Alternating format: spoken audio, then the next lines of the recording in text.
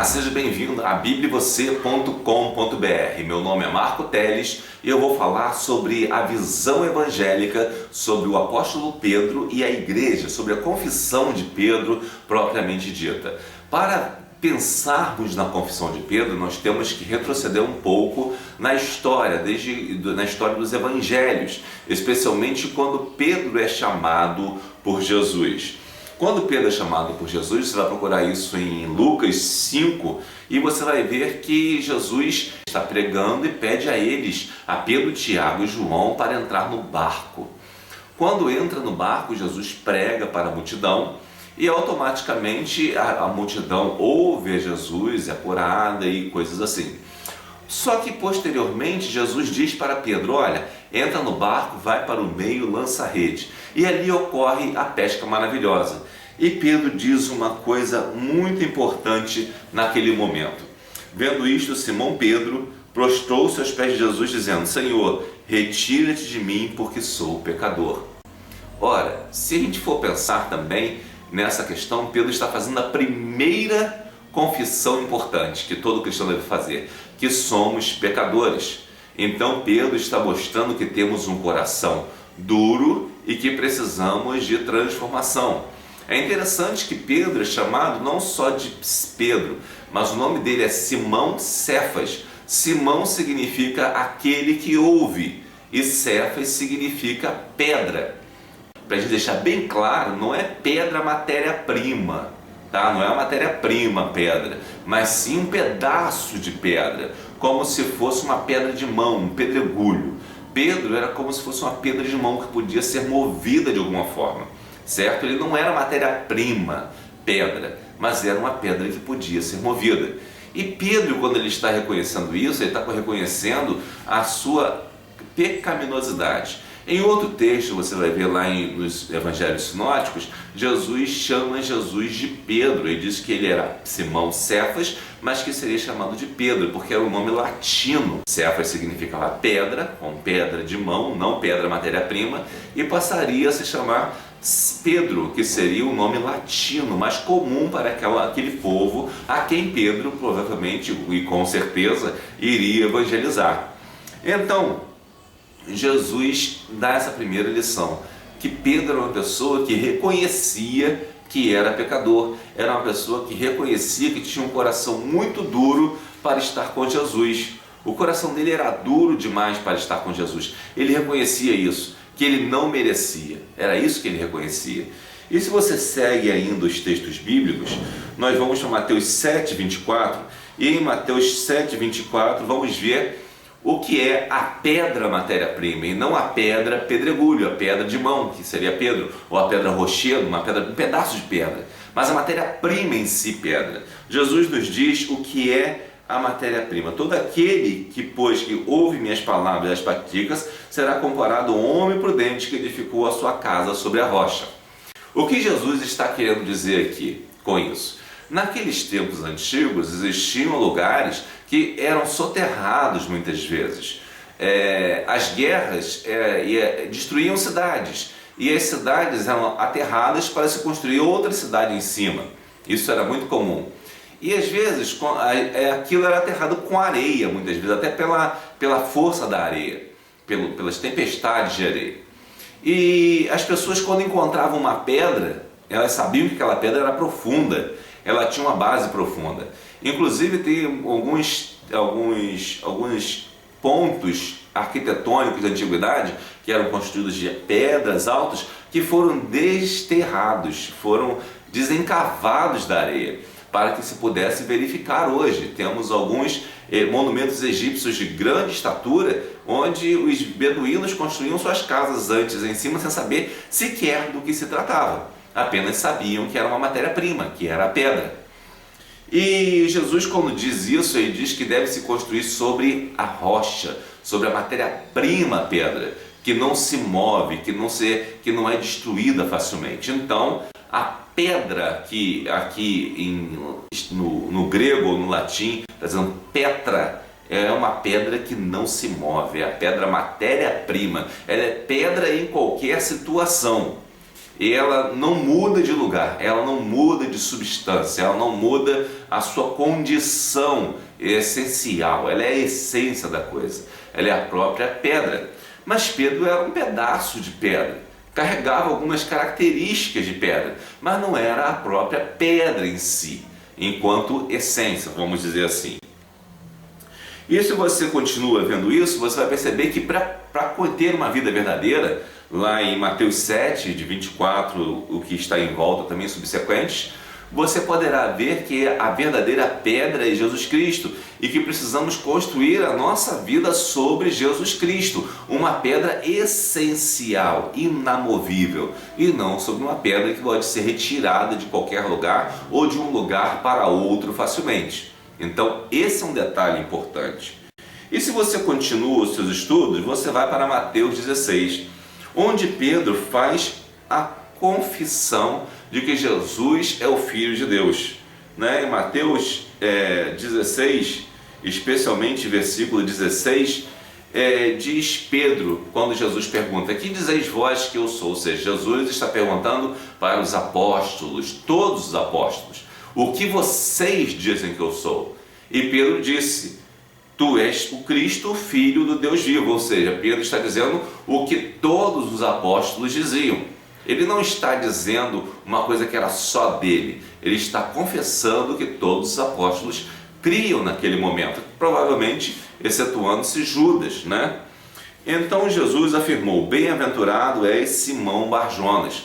Observe, Jesus, quando se refere a Pedro nesse contexto, quando Pedro confirma quem é Jesus, Jesus diz Simão Barjonas, ou seja, aquele que ouve. E Barjonas significa filho de Jonas, O nome o pai de Pedro se chamava Jonas. E ele, quando ele diz Simão, ele está se referindo àquele que ouve, ou seja, Pedro ouviu a palavra de Deus, Pedro ouviu a vontade de Deus, e quando ele ouviu o que era verdadeiramente a vontade de Deus, além de reconhecer que era pecador, como foi no início quando ele encontrou Jesus, quando ele ouviu, ele confessou a Jesus. E Jesus diz que não foi a carne nem o sangue que tu revelaram, mas meu Pai que está nos céus. Ou seja, Pedro ouviu a voz de Deus. E esse fato dele ouvir a voz de Deus é o que o tornava uma pessoa feliz, assim como todos os outros apóstolos. Nesse texto parece que Jesus está se referindo só a Pedro, como em algumas situações, mas nós vamos ver que ele não se refere só a Pedro. Observe, também te digo, ou seja, digo a Pedro, que tu és Pedro, e sobre esta pedra edificarei a minha igreja, e as portas do inferno não prevalecerão contra ela. Ora, ele diz que você é uma pedra removível. Você é uma pessoa simples. Você é uma pessoa que não pode sustentar as coisas. Mas sobre a pedra, sobre a essência do que você disse, sobre a essência do que Deus te revelou, eu vou edificar a minha igreja. Mas alguém pode me dizer: não, mas é Pedro, pedra. Não foi uma figura de linguagem. É um jogo de palavras que Jesus fez aqui. Não tente pegar isso literalmente, Se você não entender que Pedro, Simão, o que significa Petra, que é pedra inamovível, ou seja, a essência de pedra, e Pedro como uma pedra que você pode remover, ou uma porção de pedra, você não vai conseguir entender esse texto. Vai ficar confuso para você. Você vai pensar que Pedro e Petra é a mesma coisa, quando não é, Petra aqui, quando eu me refiro, é pedra usada aqui no contexto de Mateus 16, 18. Está no grego, você pode conferir.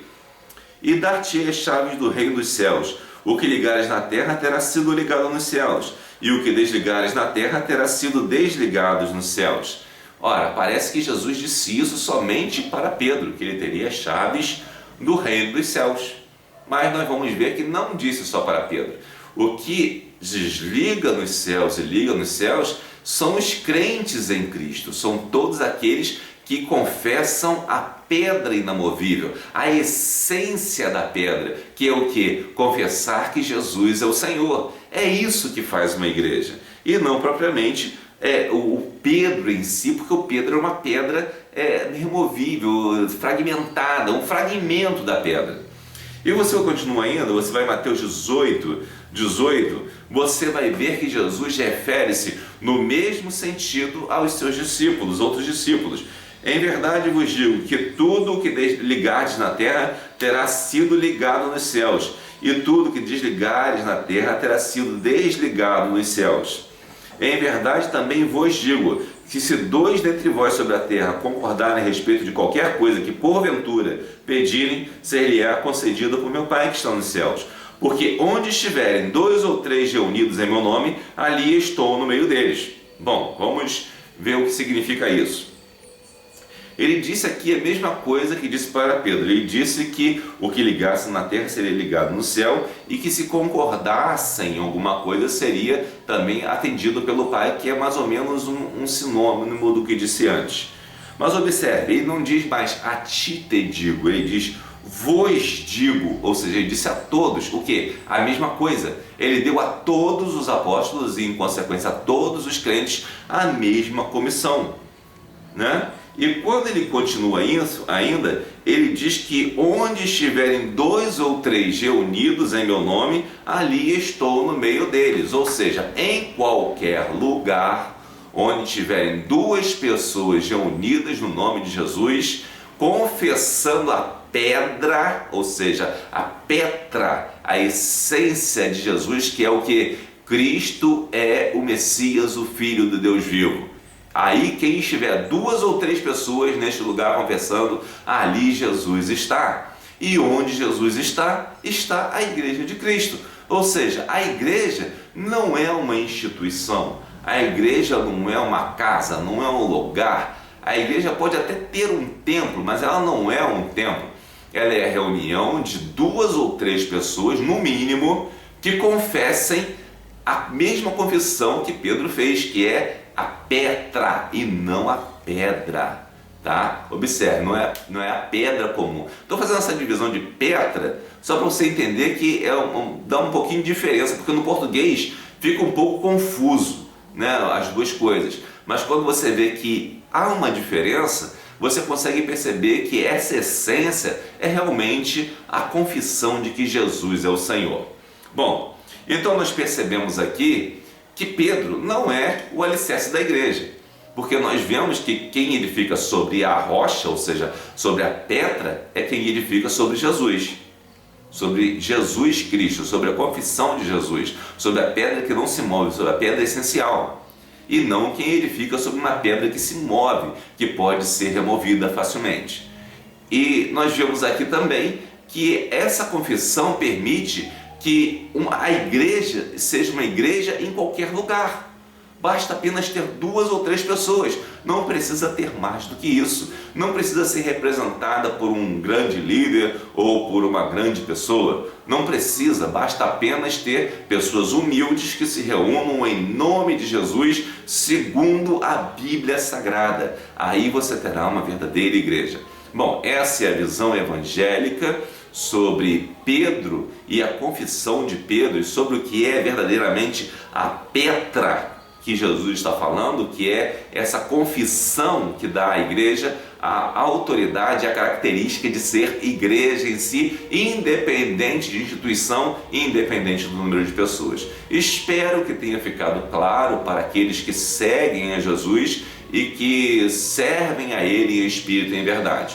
Para quem de repente tem alguma opinião diferente, isso é questão doutrinária, não vou discutir no YouTube ou Facebook, qualquer lugar. Mas é uma questão que eu estou apontando para você, apresentando o conselho dos evangélicos quanto à melhor interpretação da Bíblia. E eu quero que você verifique isso na Bíblia. Mas para você verificar isso, você vai ter que entender que a Bíblia é a primeira e única, é a fonte primária da história e a fonte primária da fé.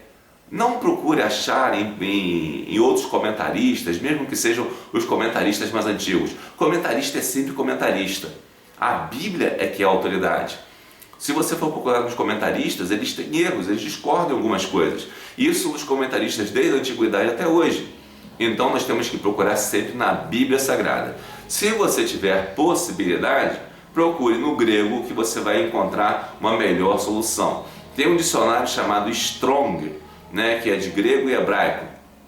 Você pode encontrar ele em português na Bíblia Palavra-Chave. A Bíblia Palavra-Chave tem esse dicionário completo em português atrás, e você poderá verificar essas coisas. Se você baixar o programa eSword, você poderá também fazer essa verificação mais em inglês, mas para você encontrar o texto em português é na Bíblia Palavra-Chave, se não me engano, da Sociedade Bíblica do Brasil. Que Deus o abençoe, espero que tenha sido esclarecedor e que venha engrandecer ao reino de Deus e venha abençoar a sua vida. Amém.